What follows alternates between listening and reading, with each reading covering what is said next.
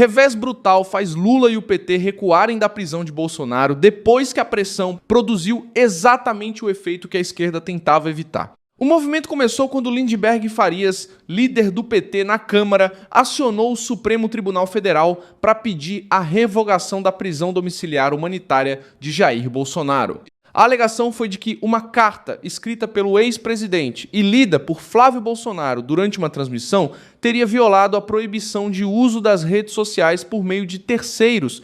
Lindbergh ainda pediu uma multa de R$100 mil contra o senador. Alexandre de Moraes não mandou Bolsonaro imediatamente para o presídio, mas proibiu Flávio de visitar o pai durante 90 dias, prazo que atravessa praticamente toda a campanha e termina depois do primeiro turno marcado para 4 de outubro. Antecipou na abertura do Bastidores CNN e agora se confirma. A OAB reagiu depois de ser notificada por Flávio Bolsonaro, agora enviou um ofício ao gabinete do ministro Alexandre de Moraes, questionando a decisão que impede Flávio Bolsonaro de falar com o ex-presidente Jair Bolsonaro. Na tela, aí a gente tem a decisão antecipada para vocês no Bastidores CNN. Descendo lá na segunda página, são 2 páginas de ofício. É importante a gente ressaltar que o Conselho Federal da OAB é quem entra, quem recorre dessa decisão, como a gente havia dito anteriormente. E fala o seguinte, olha, eu estou me atendo à lei sem ingressar no mérito da decisão judicial, tampouco formular qualquer consideração acerca das circunstâncias que determinaram a sua prolação. Esse Conselho Federal dirige-se a Vossa Excelência para destacar o aspecto estritamente relacionado às prerrogativas profissionais da advocacia e cita, eu vou chegar aí na segunda página, mas lembrando, cita uma lei existente de 94 que assegura ao advogado o direito de comunicar-se com seus clientes, pessoal e reservadamente, quando presos, detidos ou recolhidos, inclusive, independentemente da apresentação de procuração. Trata-se de garantia legal, vinculada ao adequado exercício da advocacia e à efetividade de direitos de defesa, diz a OAB. Advogados acionaram a OAB, integrantes do próprio Supremo demonstraram incômodo e aliados de Lula passaram a dizer que não querem Bolsonaro de volta ao regime fechado. O recuo não veio por uma retirada formal do pedido petista. Ele apareceu no medo de transformar Bolsonaro em símbolo ainda maior de perseguição e entregar à oposição uma poderosa bandeira eleitoral. O que fez o PT mudar o discurso? Por que uma carta virou risco eleitoral para Lula? Lindbergh Farias apresentou o pedido ao Supremo em 12 de julho de 2026, depois que Flávio leu uma carta escrita à mão por Jair Bolsonaro. O pedido não ficou limitado a uma advertência.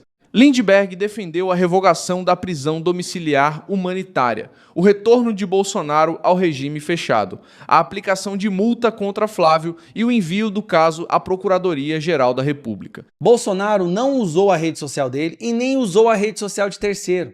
Ele escreveu uma carta para o filho e o filho leu na rede social dele. Ele não apareceu na rede social, não tem a voz dele, é uma carta sendo lida. Continuando.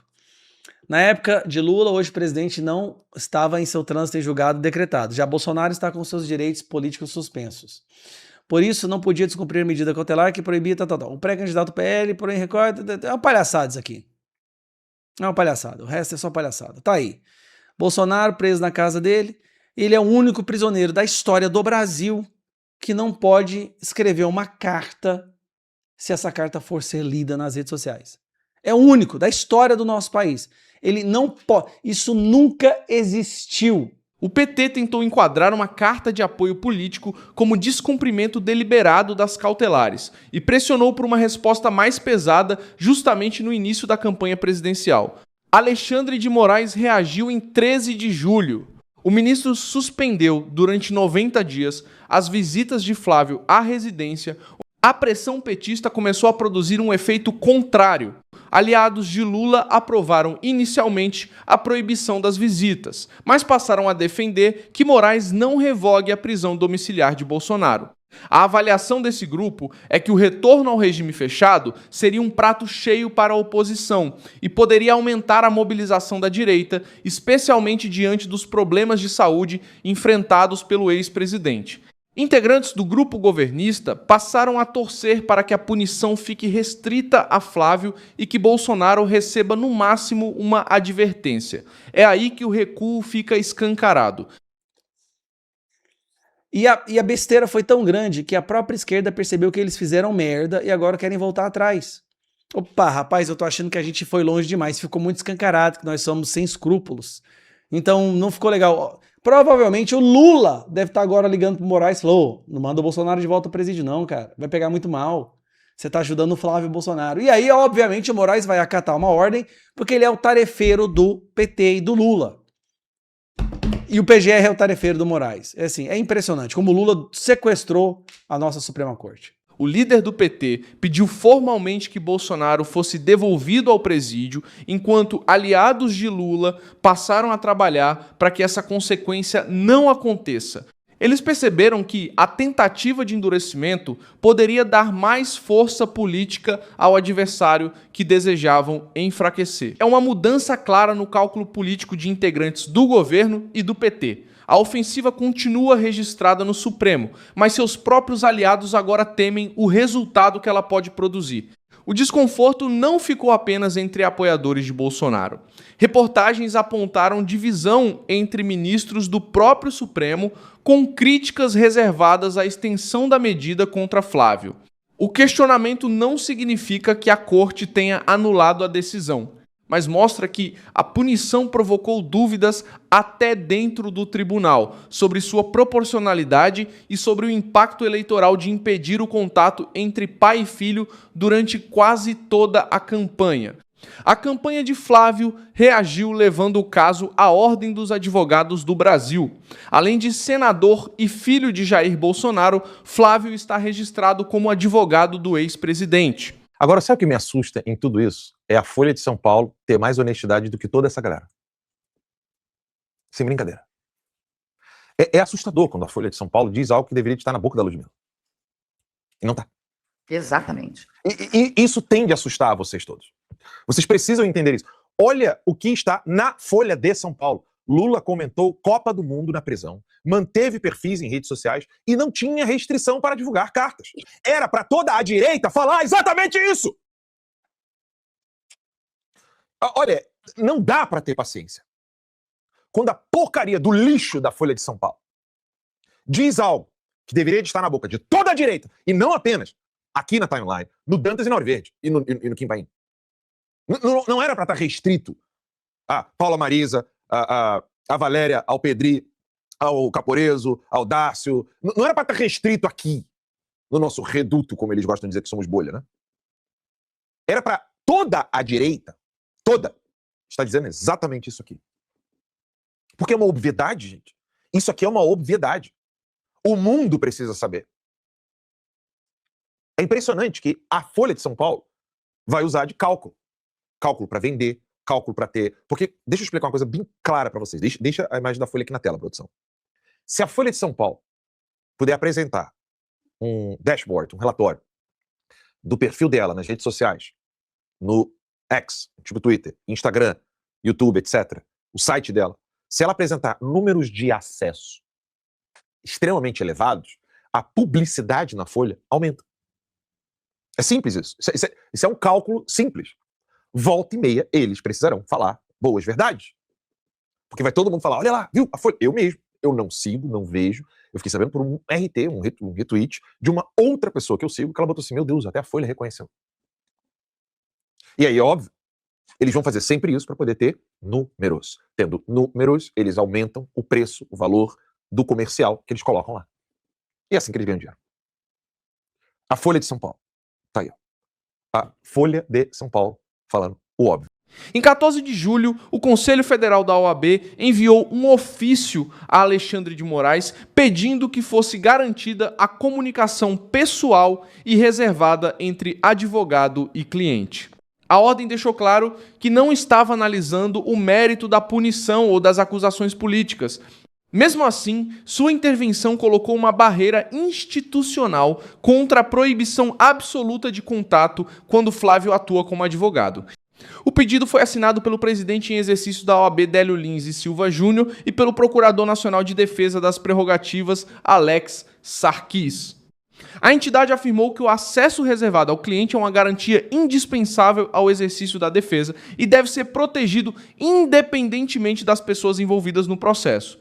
Jeffrey Schiquini também anunciou que o movimento dos advogados de direita Brasil acionou a OAB contra a decisão. Segundo ele, o grupo reúne 9.000 advogados. Eu e mais 9.000 advogados um dia seremos lembrados como advogados que não se curvaram à tirania, não se renderam à ditadura da toga e não se venderam.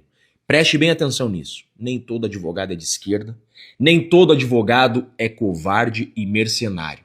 Nós somos 9.000 advogados de direita que repudiamos as absurdas e autoritárias, ilegais, inconstitucionais decisões do Alexandre de Moraes. Nós somos 9.000, nós somos um exército que se levantou para enfrentar essa ditadura da toga. Essa é minha missão de vida. São duas as pautas que eu selecionei como missão de vida. Enfrentar o PT, expulsar esse lixo desse PT do nosso país e arrumar a justiça do Brasil. Eu não vou sossegar enquanto não conseguirmos o impeachment de ministros tiranos que abusam da autoridade e aprisionam o nosso país e o nosso povo. Eu sei em quem tenho crido. Eu sei que nós vamos vencer essa guerra. Não há na história do mundo ditadura que dure para sempre. Esse gigante vai cair. Eu tenho fé nisso. Eu não vou sossegar enquanto não vencermos essa guerra. Eu prometo ao Brasil. Eu prometo aos brasileiros, eu vou lutar todos os dias da minha vida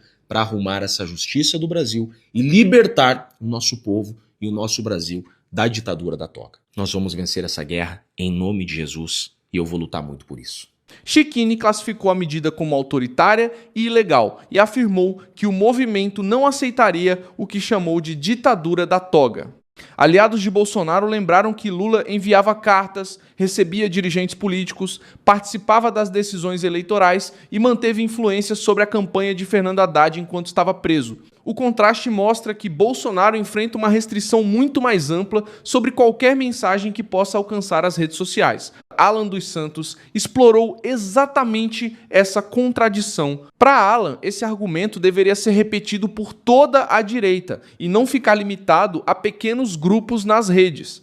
Ao mesmo tempo, apoiadores começaram a divulgar um novo jingle chamado Tropa do Capitão, ligando a candidatura do senador ao legado político de Jair. O espaço para a campanha apresentar o senador como alvo de uma interferência judicial, justamente quando ele tenta consolidar a candidatura apoiada pelo pai. Agora Alexandre de Moraes terá de decidir se aceita o pedido da OAB para permitir encontros profissionais entre Flávio e Bolsonaro e como tratará os esclarecimentos apresentados pela defesa. Lindbergh mantém sua petição, mas aliados de Lula já deixaram registrado que não desejam receber a consequência política do endurecimento que o próprio PT pediu. Muito obrigado por assistir a este vídeo até o final, apoie o nosso projeto e contribua financeiramente através da chave Pix que aparece na sua tela. Somos um canal independente, focado em manter você informado com a verdade. A sua contribuição nos ajuda a continuar de pé.